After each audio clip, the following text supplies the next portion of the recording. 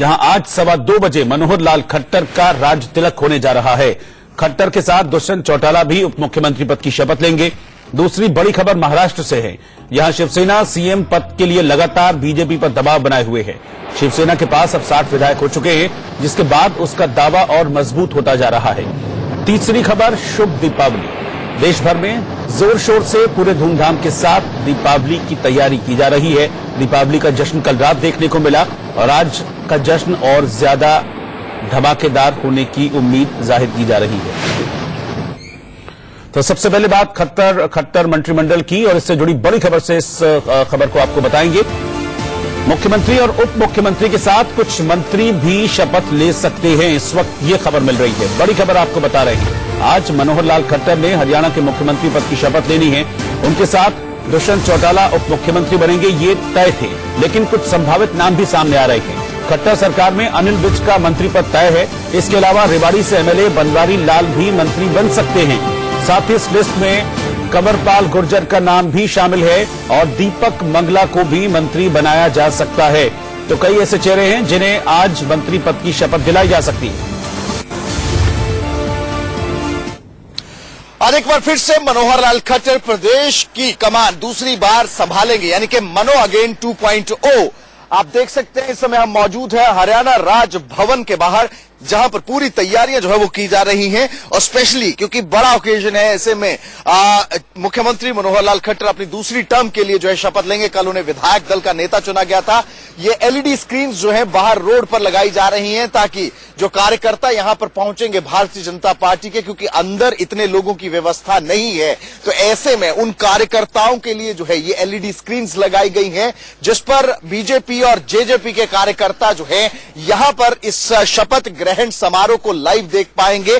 तो खासतौर पर यह व्यवस्था की गई है, क्योंकि एक बड़ा आयोजन तो नहीं कहा जा सकता, क्योंकि अंदर जगह जो है वो बड़ी लिमिटेड है। ऐसे में एक जो शपथ ग्रहण समारोह होना है, जो कार्यकर्ता दूर दराज क्षेत्र से हरियाणा के अलग अलग इलाकों से यहां पर पहुंचेंगे, उनके लिए भी जो है ये व्यवस्था की गई है, ताकि वो पूरा प्रसारण जो है इस शपथ ग्रहण का जो है वो लाइव देख सके। कैमरा पर्सन शशांक के साथ विपिन परमार, इंडिया न्यूज, चंडीगढ़। तो खट्टर सरकार 2.0 में कितने मंत्री होंगे, कौन कौन सा मंत्रिमंडल किसको मिल सकता है, ये हालांकि अब तक फाइनल नहीं है, लेकिन हम आपको संभावित मंत्रियों के नाम बताने जा रहे हैं, जिन्हें इस बार मनोहर कैबिनेट में जगह मिलने की उम्मीद है।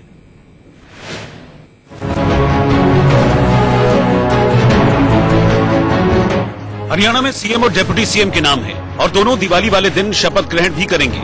लेकिन प्रदेश समेत पूरे देश की जनता जानना चाहती है कि कौन कौन से विधायकों को मंत्री पद मिलेगा और वो हैवीवेट कहलाएंगे। संभावित मंत्रियों की लिस्ट में सबसे पहला नाम है अनिल विज का। अंबाला कैंट से विधायक चुने गए अनिल विज, लेकिन प्रदेश समेत पूरे देश की जनता जानना चाहती है कि कौन कौन से विधायकों को मंत्री पद मिलेगा और वो हैवीवेट कहलाएंगे। संभावित मंत्रियों की लिस्ट में सबसे पहला नाम है अनिल विज का। अंबाला कैंट से विधायक चुने गए अनिल विज हरियाणा में बीजेपी का पंजाबी चेहरा है। 66 साल के अनिल विज 6ठी बार विधायक बने हैं और पिछली सरकार में भी कैबिनेट मंत्री रहे। संभावित मंत्रियों की लिस्ट में दूसरा नाम है डॉक्टर बनवारी लाल। डॉक्टर बनवारी लाल रेवाड़ी से विधायक हैं, पिछली सरकार में राज्य मंत्री रहे और वो जनसेवा के लिए फ्री प्रैक्टिस करते हैं। संभावित मंत्रिमंडल की सूची में सीनियर लीडर कंवरपाल गुर्जर का नाम भी है। कंवरपाल जगाधरी से विधायक हैं, 1990 से संगठन से जुड़े हैं और पिछली सरकार में विधानसभा अध्यक्ष रहे। फरीदाबाद से जाने माने गुर्जर चेहरा राजेश नागर को भी मंत्रिमंडल में जगह मिल सकती है। राजेश नागर तेगांव से विधायक हैं। संभावित मंत्रिमंडल में अगला नाम हो सकता है सीमा त्रिखा का। सीमा महिला होने के साथ पंजाबी चेहरा है, बड़खल से विधायक चुनी गई हैं। पिछली सरकार में कुछ दिनों के लिए सीपीसी थी। मुख्यमंत्री के राजनीतिक सचिव रहे दीपक मंगला भी मंत्री बनाए जा सकते हैं। मंगला पलवल से पार्टी का वैश्य चेहरा है और बीजेपी के प्रदेश महामंत्री भी रहे हैं। हिसार से दूसरी बार विधायक बने कमल गुप्ता को मंत्री पद मिल सकता है। कमल गुप्ता की पहचान पार्टी के वैश्य चेहरे के तौर पर है। गुरुग्राम से विधायक चुने गए सुधीर सिंगला को भी मंत्रिमंडल में जगह मिल सकती है। सुधीर पार्टी के जिला उपाध्यक्ष हैं और आरएसएस से जुड़े रहे हैं। वो पूर्व मंत्री सीताराम सिंगला के बेटे हैं। इसके अलावा बल्लभगढ़ से दूसरी बार विधायक चुने गए मूलचंद शर्मा को भी मंत्रिमंडल में जगह मिल सकती है। मूलचंद ब्राह्मणों का बड़ा चेहरा माने जाते हैं। इन सब के अलावा लीलाराम गुर्जर, घनश्याम सर्राफ, विशंबर वाल्मीकि, महिपाल ढांडा, कमलेश ढांडा, ओपी यादव और कृष्ण मिड्डा का नाम भी मंत्रियों की रेस में चल रहा है। Bureau report, India news.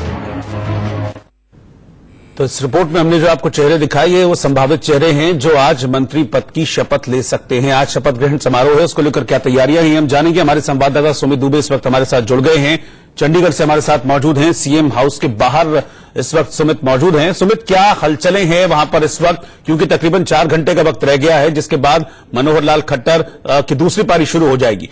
किस तरह की हलचलें वहां पर, कार्यकर्ताओं का आना शुरू हो गया है, क्या तैयारियां हैं?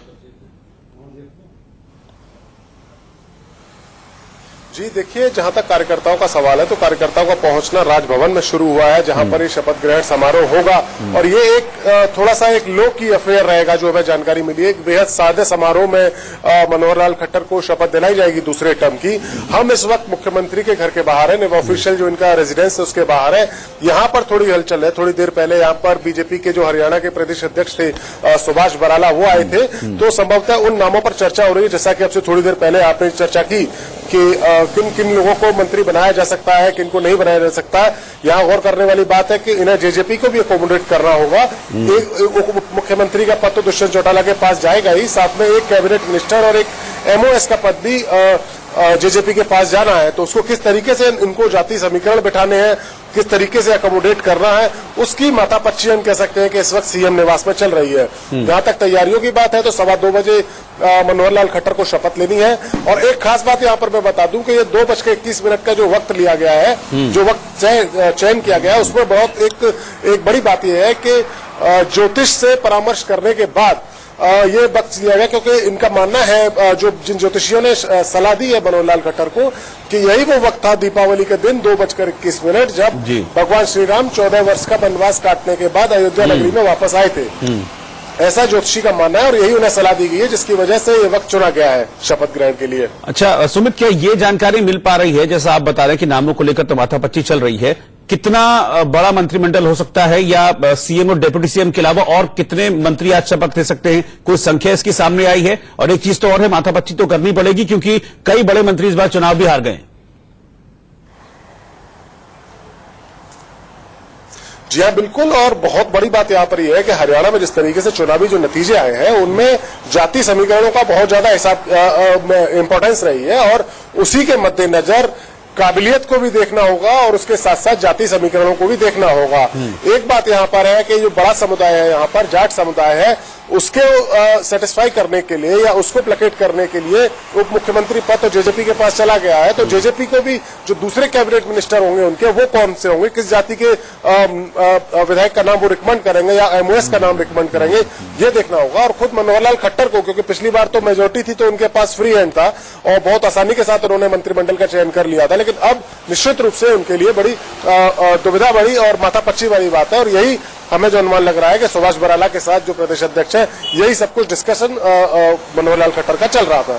ठीक है, आप मेरे साथ बने रहिएगा सुमित, मैं भी आपके पास वापस लौटता हूं। इस बीच एक बड़ी खबर और बता दें कि जेजेपी नेता दुष्यंत चौटाला के पिता अजय चौटाला तिहाड़ जेल से छूट गए थे। 2 हफ्ते के लिए उनको फरलो मिली है और इस तरह की चर्चाएं हैं कि वो आज अपने बेटे के शपथ ग्रहण समारोह में शामिल हो सकते हैं। साथ ही उनका ये कहना है गठबंधन पर कि मेरे बेटे ने, यानी कि दुष्यंत चौटाला ने पहले मुझसे सहमति ली और फिर इस गठबंधन का हिस्सा बने।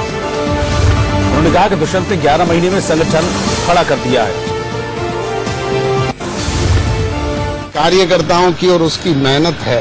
हम तो जेल में हैं और उसने अकेले ने इन साथियों के सहयोग से इतना बड़ा संगठन जो 11 महीने पहले खड़ा किया, और आज उसने ऐसे ऐसे लोगों को अपनी हैसियत बता दी कि तुम क्या हो। और इसकी शुरुआत तो जींद में ही कर दी गई थी। और सर एक सवाल और कि जिस दिन ये गठबंधन फिक्स हुआ है, उससे पहले दुष्यंत आपसे मिलकर ही जेल से गए थे, तो उस दौरान कोई बात हुई थी इसको लेकर? निश्चित तौर पे वो बिना राय करे बिना कोई काम नहीं करता। तो आपने अपनी सहमति दी थी सर? बिल्कुल दी थी।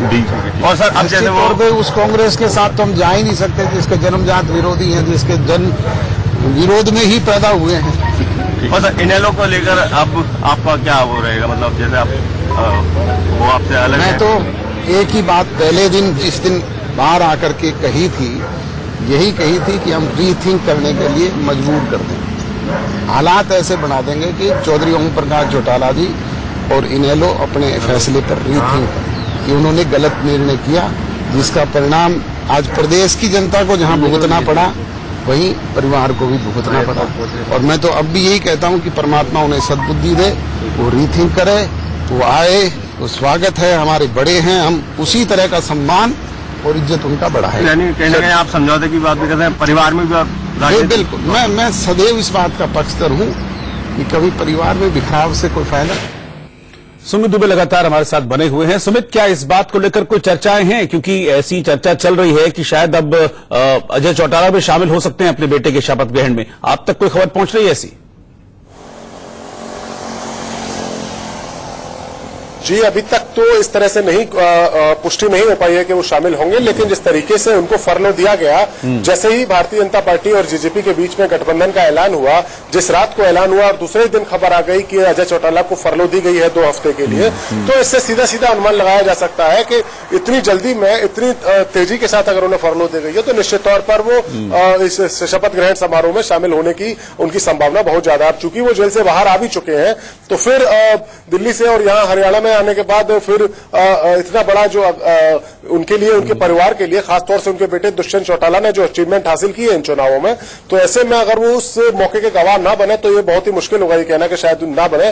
तो पूरी संभावना इस बात की है कि वो शपथ ग्रहण समारोह में शामिल हो सकते हैं। ठीक है सुमित, अभी इस जानकारी के लिए आपका बहुत